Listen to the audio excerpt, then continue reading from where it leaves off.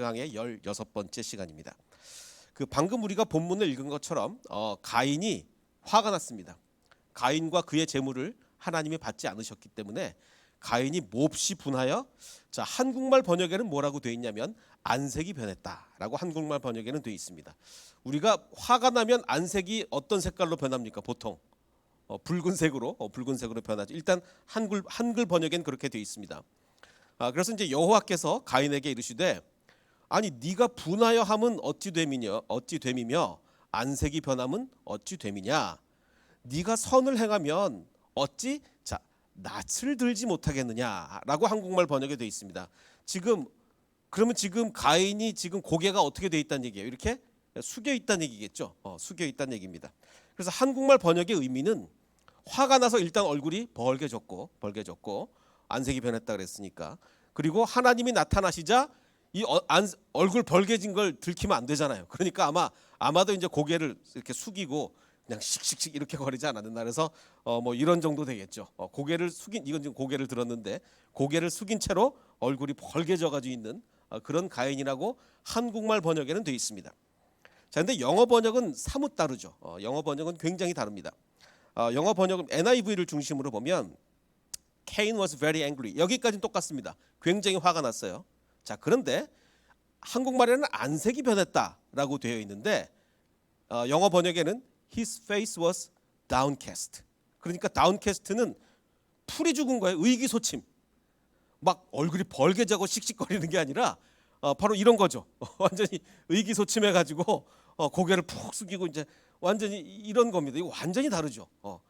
그 얼굴이 벌개져서 씩씩거리는 거하고 의기소침한 거하고, 한국 사람은 화가 난 상태에서 의기소침하다. 이게 한국 사람들은 이 감정이 이렇게 잘 안 되는데 서양 사람들은 이게 되는 모양입니다. 그래서 번역을 어떻게 했냐면 화가 났고 downcast, 의기소침해 있다, 풀이 죽어 있다, 이렇게 번역을 했습니다.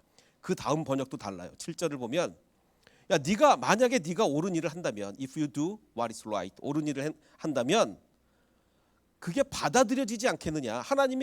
내가 하나님인데 내가 네 제사 받아주지 않겠느냐? accepted라고 번역을 합니다. 한국말을 번역은 아까 뭐라고 돼 있었죠? 네가 선을 행하면 너 지금 고개 푹 숙이고 있는데 왜 낯을 못 들겠느냐라고 했는데 영어 번역은 완전히 달라요. 야, 네가 옳은 일을 하면 당연히 내가 받아주지, 이런 얘기입니다. 자, 그러면 이제 이렇게 이 정도로 다르면 우리가 히브리 원문을 봐야 되겠죠. 뭐 조금 다르면 괜찮은데 이 정도로 다르면 우리가 히브리 원문을 봐야 됩니다. 자, 히브리어는 이렇게 되어 있습니다. 왜 얼굴이 떨어져 있는가? 이렇게 뚝 fall, 떨어져 있는가? 툭. 그러니까 뭐 고개를 숙였는지 하여간. 자, 그러면 이게 떨어져 있는가를 한국말로는 너 왜 안색이 변했냐? 좀 약간 어떻게 보면 약간 과한 번역이 아닌가. 고개가 떨어져 있다고 히브리어는 되어 있는데 너 왜 얼굴이 벌개져 있냐? 한국말이 이렇게 번역한 거예요. 너무 좀 과한 번역이 아닌가. 영어로는 그냥 너 왜 의기소침해 있는가. 그리고 그 다음 문제가 됐던 거, 만약에 네가 선을 행하면 올라간다 이거예요. 올라가지 않겠느냐. 자, 그럼 아까 뭐가 떨어졌어요? 얼굴이 떨어졌잖아요. 그 떨어진 얼굴이 올라가지 않겠느냐. 히브리 원문에는 이렇게 된 거예요. 히브리 원문에는. 자, 그러면 다시 한번 정리를 하면 히브리어 원문에는 너 왜 얼굴이 떨어졌냐. 이게 직역을 하면 이렇다는 거예요. 얼굴이 떨어졌다는 의미가 뭘 의미하는지 모르겠지만 어쨌든 직역하면 너 왜 얼굴이 떨어졌냐. 네가 선을 행하면 그 떨어진 얼굴이 올라가지 않겠느냐. 이게 이제 히브리어 직역이에요. 근데 한글 성경에는 안색이 변했다, 얼굴을 들지 못하냐, 왜 선을 행하면 어찌 얼굴을 들지 못하겠느냐, 이렇게 번역했고, 영어로는 너 왜 풀이 죽어 있냐, 선을 행하면 어찌 하나님이 받아주지 않겠느냐, 이렇게 완전히 좀 다른 번역이 돼 있는데, 그럼 이 중에 뭐가 옳으냐 참 알기 어렵죠. 정말 이게 뭐 어찌 알겠어요. 왜냐하면 이 히브리어가 요즘 모든 이스라엘 사람들이 히브리어를 지금 이 히브리어를 다 쓰고 있으면 문제가 없겠는데, 이게 고대 히브리어예요. 마치 우리나라 사람들이 나란 말씀이 뒹구게다라 뭐 그런 것보다 훨씬 더 오래된 얘기죠. 뭐 그것만 해도 나란 말씀이 뒹구게다라만 해도 조선 시대인데 이건 훨씬 더 오래된 얘기. 완전히 고대 히브리어이기 때문에 이게 정말 이 정확한 해석이 어려운 거예요. 그래서 확실한 결론은 하나밖에 없습니다. 가인이 잘못했다. 가인이 잘못했다. 이거밖에는 몰라요. 자, 어쨌든 7절을 보면 어쨌든 하나님 뭐라고 말씀하시냐면, 야, 네가 선을 행하지 아니하면 죄가 문 앞에 엎드려 있다. 죄가 호시탐탐, 죄라는 걸 이제 인격화해서 죄가 호시탐탐 너를 노리고 있다. 너 까딱 잘못했다가는 너 죄한테 넘어간다, 이 얘기예요. 죄가 너를 원하나, 너를 지배하려고 하나, 오히려 네가 죄를 다스려야 된다. 이렇게 이제 하나님이 말씀하십니다. 자, 이게 왜 중요하냐면 지금 가인은 죄를 행하기에 앞서 하나님이 너무 감사하게도 경고를 하고 계신 거예요. 야, 너 까딱 잘못하면 죄에 빠지니까, 너 지금 막 분이 차올랐는데 까딱 잘못하면 죄에 빠지니까 절대로 죄에 빠지면 안 된다. 죄가 너를 호시탐탐 노리고 있다. 너는 죄를 다스려야 된다라고 경고를 하셨습니다. 자, 그런데 경고를 받고도 죄를 행하면 경고 안 받고 그냥 행한 것보다 어떻게 되겠습니까? 훨씬 더 큰 죄책이 있겠죠. 그래서 형벌이 더 가중됩니다. 예를 들어 우리가 스포츠 경기를 하는데 심판이 선수가 자꾸 이상하게 행동하길래 가끔 심판이 경고 주잖아요. 그렇게 하면 안 됩니다. 다음번에는 파울 줄 겁니다. 다음번에는 퇴장시킬 겁니다. 이렇게 경고를 하면 그 다음에는 조금만 같은 잘못을 해도 바로 뭐 퇴장을 시키든지 이러지 않습니까? 마찬가지로 지금 가인은 경고를 받고도 죄를 범한 거예요. 자, 그럼 이 경고를 받은 가인이 어떻게 행동했느냐? 거기서 죄를 딱 멈춘 게 아니라 가인이 그의 아우 아벨에게 말을 했습니다. 자, 무슨 말을 했는가? 그리고서 그들이 들에 있을 때 가인이 그의 아우 아벨을 쳐서 죽이게 됩니다. 자, 이게 이제 우리 옛날 번역 개혁판 번역이고 개혁 개정판. 자, 새 번역 성경은 사뭇 다르게 번역하고 있습니다. 새 번역 성경은, 자, 이게 지금 그 논리의 이 흐름이 자연스럽습니까? 가인이 아벨에게 말을 했다. 그들이 들에 있었다. 그때 죽였다. 무슨 말을 했는지 모르잖아요. 이게 좀 이상합니다. 새 번역 성경이 뭐라고 번역을 했냐면 근거가 있습니다. 이런 근거가 있는데, 가인이 아벨에게 말했다. 뭐라고 말했냐? 들로 가자. 들로 나가자. 그럼 얘기가 딱 들로 나가자 얘기가 맞잖아요. 거기서 죽인 거예요. NIV 성경도 마찬가지로 번역하고 있습니다. 그 브라더 아벨에게 얘기했는데 Let's go out to the field라고 얘기합니다. 이게 왜 이런 해석이 나왔느냐? 많은 고대의 번역들이 이런 해석을 취하고 있는, 이런 번역을 취하고 있는. 그래서 이렇게 그럼 굉장히 자연스러운 해석. 그냥 말을 했다, 들에 있었다, 죽였다보다는 들로 가자라고 말을 한 다음에 죽였다가 굉장히 이제 자연스럽죠. 자, 근데 여기 문제가 있습니다. 어떤 문제가 있냐면, 그냥 한글 개혁판의 그 해석대로라면 그냥 들에 있을 때 살인을 한 거예요. 그리고 이제 많은 고대 번역판들과 지금 새 번역이나 NIV를 보면 들로 나가자라고 해서 살인을 한 거예요. 자, 들에 있을 때 살인한 것은 우발적 살인일 가능성이 많습니다. 들에 있는데 도저히 못 참겠는 거예요. 들에 지금 둘이 있어요. 아버지 어머니도 저기 뭐 안 보이고 딱 둘이 있는 거예요. 그러면 그래도 아버지 어머니 계실 때 어떻게 살해를 합니까? 동생을 그 어른들이 계신데, 근데 딱 둘이 있는 거예요. 잘 됐다. 죽이는 거하고, 아니 막 화가 차올라서 우발적으로 죽이는 거하고, 들로 가자라고 해서 살인하는 거 어떻습니까? 이거는 계획적일 가능성이 많은 거죠. 자, 그러면 어떤 게 더 중한 범죄입니까? 우발적으로 살인한 게 더 중한 범죄가 되겠습니까? 아니면 계획적으로 들로 가자라고 해서 한 게 더 중한 범죄이겠습니까? 미국은 뭐 워낙 주마다 다 법이 다르고 하지만 이제 대충 종합해 보면 미국의 경우 살인죄의 기본 형량이 있습니다. 그 전에 범죄 경력이 없는 사람이 살인을 하면 이 정도 형벌을 내립니다. 거기 보면 뭐 보통 살인, 우발적 살인, 이 미국 얘기입니다. 계획적 살인이 있는데 가장 형량이 높은 게 어떤 살인입니까? 당연히 계획적 살인. 계획적 살인은 벌써 형량 자체가 달라요. 미국은 그냥 종신형이에요. 기본이 이렇게 됩니다. 물론 주마다 다르고 뭐 여기서 또 감경 사유가 있긴 하지만, 자, 마찬가지로 지금 가인은 굉장히 중한 범죄를 저지른 거예요. 들로 가자라고 해서 살인을 했다면, 자, 그래서 살인을 했습니다. 그러자 하나님이 여호와께서 가인에게 이르시되, 야, 네 아우 아벨이 어디 있느냐? 그러자 그가 내가 모릅니다. 알지 못합니다. 라고 거짓말을 합니다. 그리고서 내가 내 아우를 지키는 자입니까? 라고 얘기하는 거예요.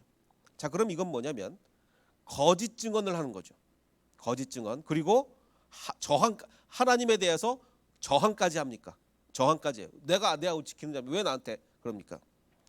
이걸 아담의 범죄와 비교를 해보겠습니다. 아담의 선악과 범죄와 비교를 해보면 하나님이 선악과를 먹은 아담에게 아담아, 아담을 부르시며 네가 어디 있느냐라고 하자 내가 벗었으므로 두려워하여 숨었나이다.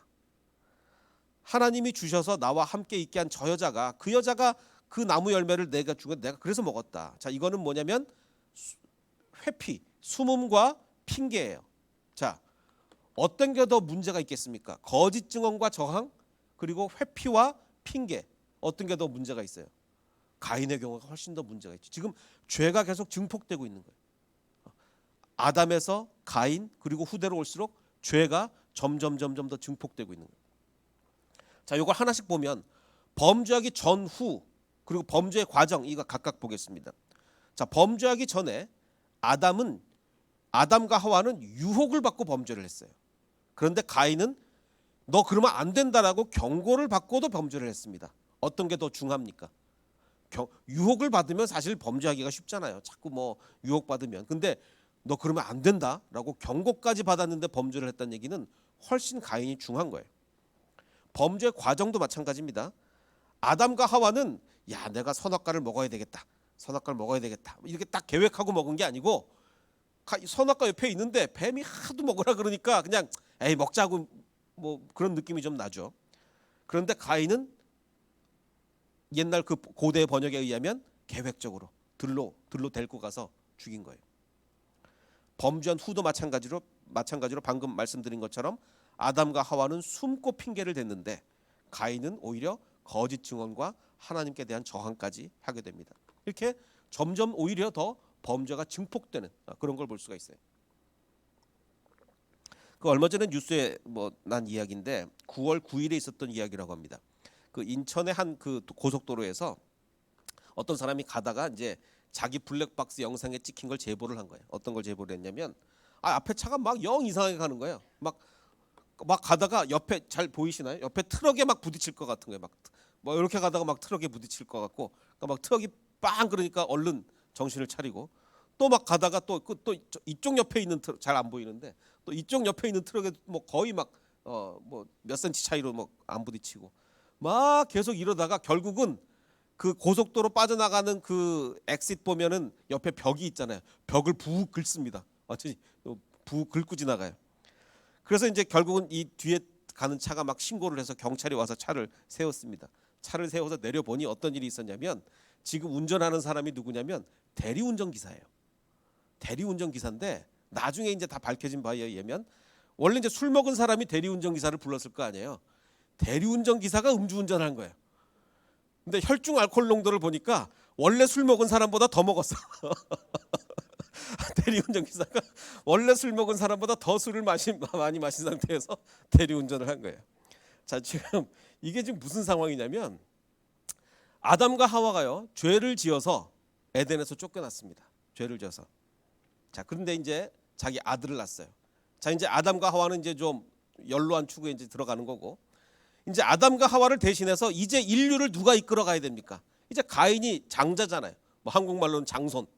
이 장자가 여태까지는 아담과 하와가 인류의 대표였지만 이제는 장자인 가인이 인류의 대표로서 인류를 이제 이끌고 나가야 될 거 아닙니까? 그런데 이 가인이 아담과 하와보다 더 큰 죄에 빠지게 되는 거죠. 지금 이런 현상이 지금 벌어지고 있는 겁니다. 자, 4장 9절을 보면 아까 읽은 구절인데 여호와께서 가인에게 이르시되 네 아우 아벨이 어디 있느냐 내가 알지 못합니다 라고 얘기한 거는 물론 하나님이 아벨이 어디 있느냐 하나님이 아벨을 못 찾아가지고 몰라서 물어본 건 아니죠. 몰라서 물어보신 것은 아니지만 마치 뉘앙스가 가인이 시신을 은닉했을 가능성을 보입니다. 뭐 이렇게 죽여놓고 숨겼다든지 이렇게 막 파묻었다든지 은닉했을 가능성을 보여줘요. 자, 우리나라 형법에도 보면 사체를 은닉하면 은닉한 죄만으로도 7년 이하의 징역에 처해지는 사체 은닉죄도 굉장히 큰 죄입니다. 그러니까 보통 우리가 더해져요. 살인을 한 데다가 그 살인한 사람이 사체를 은닉까지 하면 죄가 훨씬 더 더해집니다. 자, 그럼 이 가인의 죄목을 보면요, 법률적으로 보면 계획된 1급 살인, 미국에서는 이걸 1급 살인이라고 그러죠.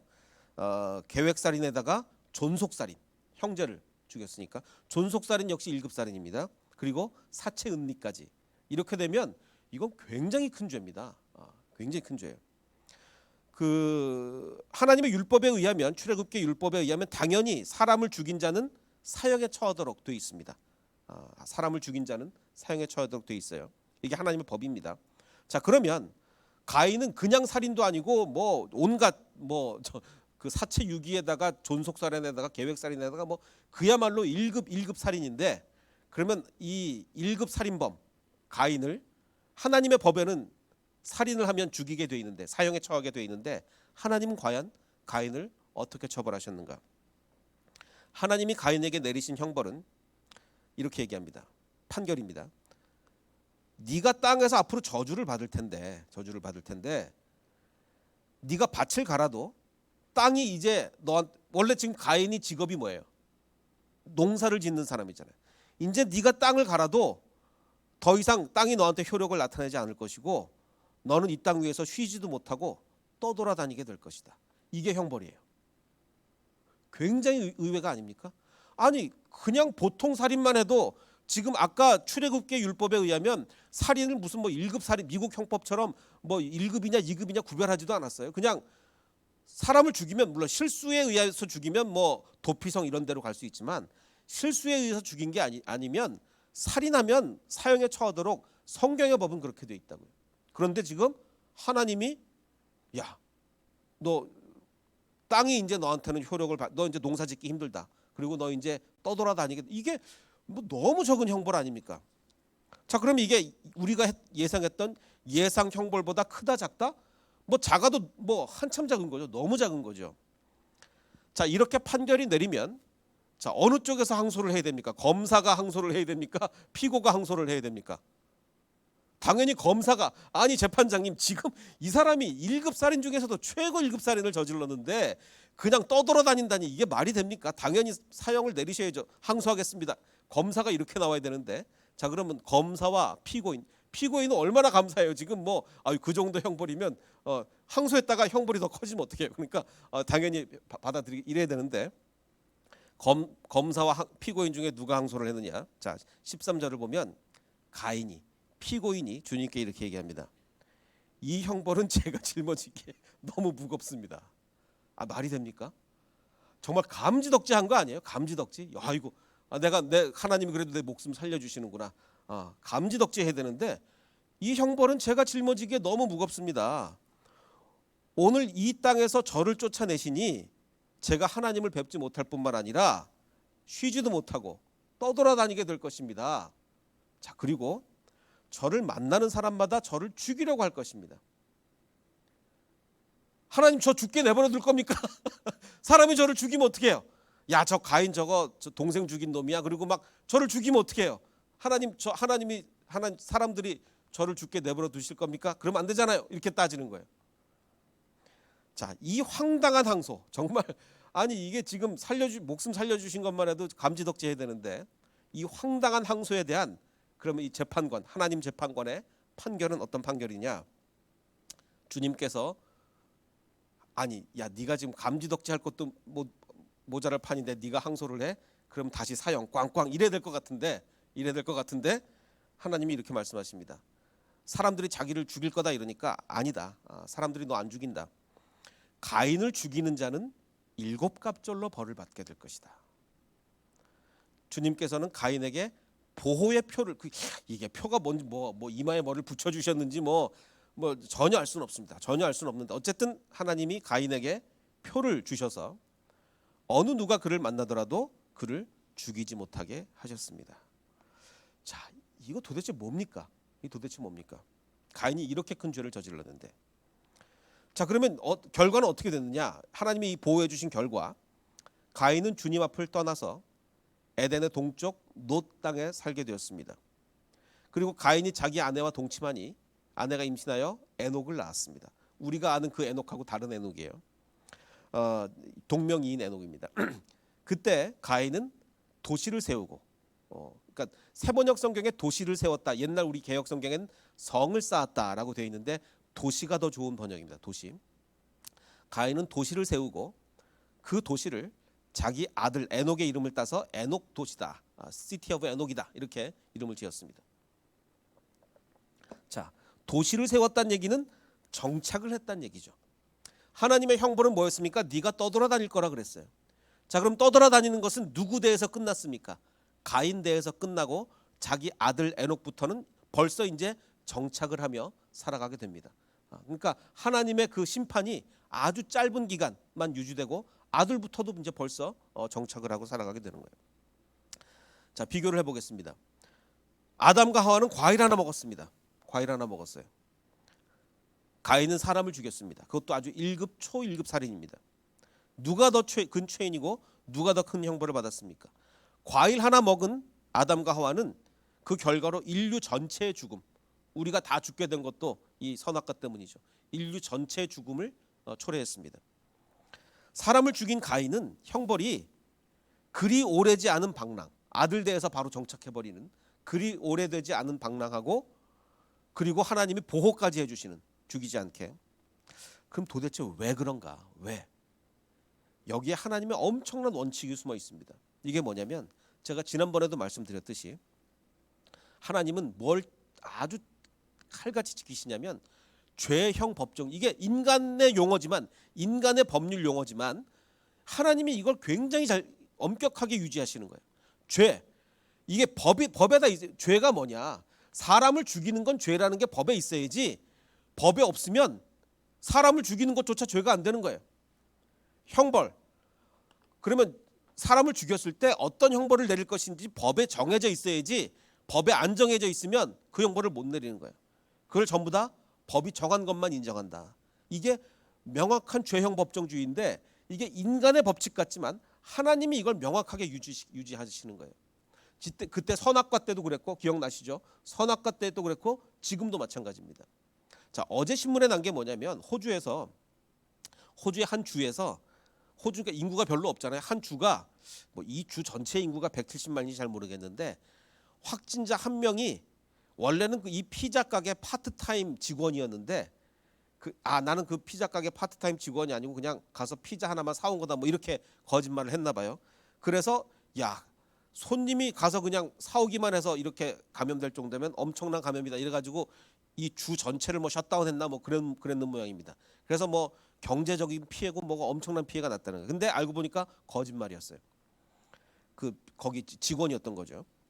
자, 그런데 이제 이 신문 기사에 뭐라고 났냐면 현지 법상, 이 호주의 이 주의 법상 처벌을 받을 수가 없다. 죄를 진 건 분명한데 처벌이 받을 수가. 왜냐? 관련 법이 있긴 하지만 역학조사할 때, 당신 뭐 어디 갔습니까? 역학조사할 때 정보를 제공해야 된다라는 규정만 있을 뿐 거짓말을 했을 때 어떤 벌을 내리는 조항이 없어요. 어떤 벌을 내리는 조항이 없어요. 처벌 조항이 없어요. 그럼 처벌을 못 내리는 거예요.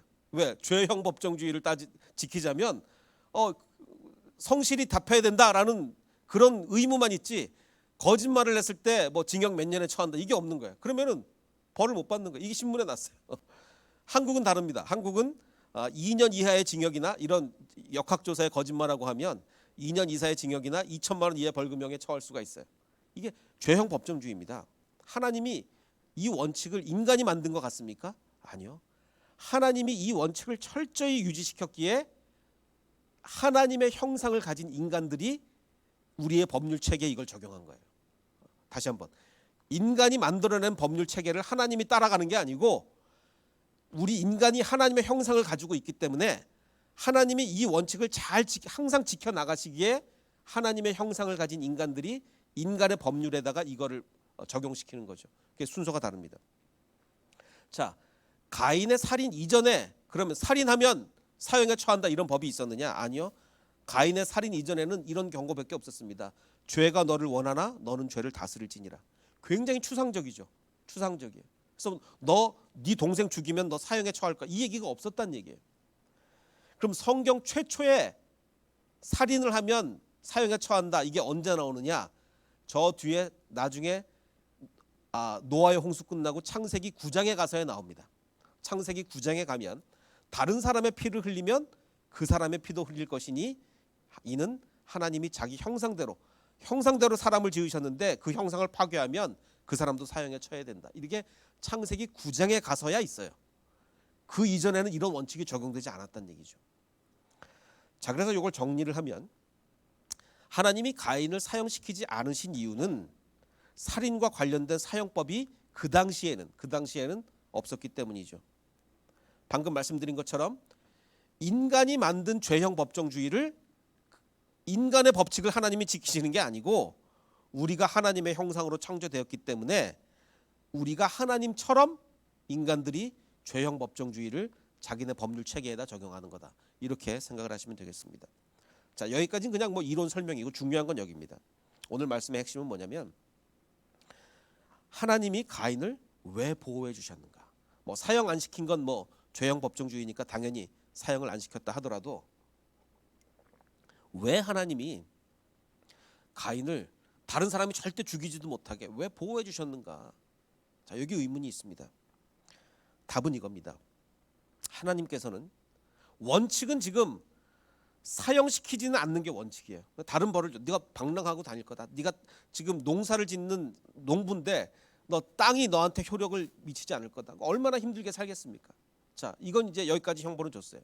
여기까지는 원칙이에요. 근데 하나님께서는 아무리 가인이라 하더라도 원칙이 허용하는 한 최대의 은혜를 베푸십니다. 그래서 다른 사람이 죽이지 못하게 해요. 이게 하나님의 원칙이에요. 하나님의 원칙은 그 하나님의 원칙을 완전히 깨지 않는 한 그 허용되는 범위 내에서 최대한의 은혜를 베푸시는 거예요. 그러니까 심지어는 가인조차도 하나님께서는 다른 사람이 죽이지 못하게 표를 주시는 겁니다. 이게 중요한 거예요. 우리는 이렇게 얘기할 수 있어요. 아니야, 가인을 왜 보호합니까? 그런 나쁜 살인자를 왜 보호합니까? 그런 사람 보호하시면 안 되죠. 만약에 하나님이 가인을 보호하지 않으셨다면 우리도 보호하지 않습니다. 우리가 하나님께 지금 은혜를 받은 은혜가 있다면 그 이유는 뭡니까? 우리가 그 은혜를 받을 만하기 때문에 그런 게 아니라 하나님께서 원칙이 허용하는 한 최대의 은혜를 우리에게 주셨기 때문에 우리가 지금 은혜 받고 살아가는 거예요. 이게 중요한 겁니다. 그래서 하나님께서는 범죄한 아담과 하와에게 이 죽을 사람들, 정말 죽을 수밖에 없는 사람들을 위해서 가죽 옷까지 은혜입니다. 원칙이 허용하는 한 최대의 은혜를 주시는 거예요. 그리고 방랑하게 될 가인을 보호하시기 위해 원칙이 허용하는 한 최대의 은혜, 그 가인을 보호하는 표를 주시는 거죠. 그래서 우리가 주님께 구할 것은 아버지 하나님, 정말 내가 원칙적으로는 뭐 원칙적으로뿐만 아니라 하나님께 우리가 여태까지 그 저지른 모든 죄악들, 모든 부끄러운 일들을 따져보면 아무 은혜도 받을 자격이 없지만 하나님께서는 원칙이 허용하는 한 정말 우리에게 최대의 은혜를 베푸시는 분이오니 아버지 하나님, 우리에게 은혜를 허락하여 주시옵소서. 바로 이런 기도가 우리에게 나와야 되지 않을까. 그리고 여태까지 우리에게 부어주신 그 모든 은혜에 감사하는 그 감사의 기도가 터져나와야 되지 않을까, 그런 생각을 하게 됩니다. 그래서 오늘 말씀의 정말 핵심인 하나님께서는 원칙이 허용하는 한 최대의 은혜를 베푸신다, 이 말씀을 마음에 품고 주님께 감사하며 은혜를 구하는 저와 여러분이 되시기를 주님의 이름으로 축원합니다. 우리 아까 불렀던 찬양 구합니다, 이 찬양을 할 텐데요. 하나님께서 이 마음이 없으시면, 원칙이 허용하는 한 모든 은혜를 우리한테 주시는 이게 없으시면 우리는 아무 은혜도 받을 수 없습니다. 근데 하나님께서 그런 사랑이 많으신 분이기에, 원칙이 허용하는 한 최대의 은혜를 주시는 분이시기에 우리가 은혜를 구할 수 있습니다. 아버지 하나님, 정말 내가 염치 없지만 주님께 은혜를 구합니다. 주의 은혜의 비를 내게 내려주시고 은혜의 강에 나를 담가 주시옵소서. 이 기도를 하는 저와 여러분이 되시기를 원합니다. 우리 함께 찬양합니다.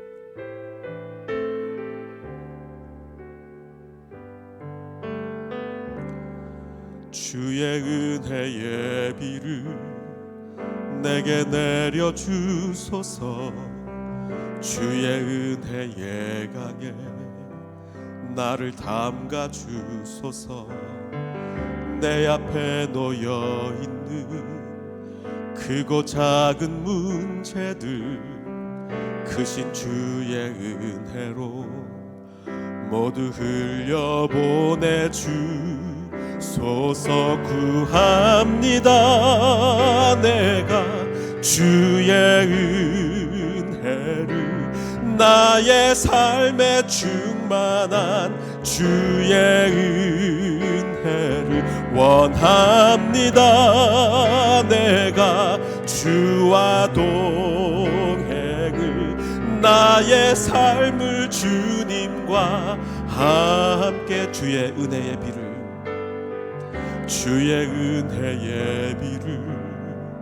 내게 내려주소서. 주의 은혜의 강에 나를 담가 주소서. 내 앞에 놓여 있는 크고 작은 문제들 크신 주의 은혜로 모두 흘려보내 주소서 구합니다. 내가 주의 은혜를 나의 삶에 충만한 주의 은혜를 원합니다. 내가 주와 동행을 나의 삶을 주님과 구합니다. 내가 주님의 은혜를 구합니다. 내가 주의 은혜를 나의 삶에 충만한 주의 은혜를 원합니다. 내가 주와 동행을 나의 삶을 주님과 함께. 우리 잠시 기도하게 될 때 아버지 하나님 그렇습니다. 주님의 은혜를 구합니다. 아버지 하나님께서는 가인에게도 은혜를 베푸셨습니다. 가인조차 보호해 주셨습니다. 주님의 그 은혜에 의지해서 우리도 주님께 은혜를 구합니다. 아버지 하나님, 지금 내 삶에 해결해야 될 문제들이 많이 있습니다. 건강의 문제, 정말 재정의 문제, 그리고 우리 가족의 모든 문제들, 그 모든 것을 주님께 맡깁니다. 가인까지 보호해 주셨던 그 하나님이 우리 가정 지켜주시고 우리 헷세드 교회 지켜주시길 원합니다. 우리 함께 기도하겠습니다. 아버지 하나님 감사합니다. 가인에게까지 은혜와 사랑을 베푸시는 아버지 하나님께 감사합니다. 아버지 하나님, 그 아버지 하나님의 사랑에 의지해서 우리도 주님께 구합니다. 아버지 하나님께 구합니다. 우리의 모든 문제를 주님께서 해결해 주시옵소서. 아버지 하나님, 내게 정말 건강의 문제가 있습니다. 우리 정말 헷세드 교우 중에 재정적인 문제로 고통당하는 자들도 있습니다. 아버지 하나님, 또 많은 인간관계의 문제로 고통당하는 자들이 있습니다. 아버지 하나님, 그 모든 것을 주님께서 가인에게 베풀어 주신 그 은혜로, 그 무한하신 은혜로 해결해 주시길 원합니다. 아버지 하나님, 내가 주님께 은혜를 구하오니 우리에게 은혜를, 가인이 은혜를 구했던 것처럼, 가인이 은혜를 구했던 것처럼 우리도 은혜를 구하오니 우리에게도 은혜를 허락하여 주옵소서.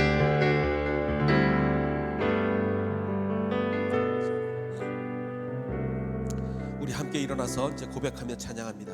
아버지 하나님, 가인이 은혜를 구했을 때 아버지 하나님, 가인에게도 은혜 허락하셨습니다. 내가 은혜 구할 때 나에게도 은혜 베풀어 주시옵소서. 우리 함께 찬양합니다.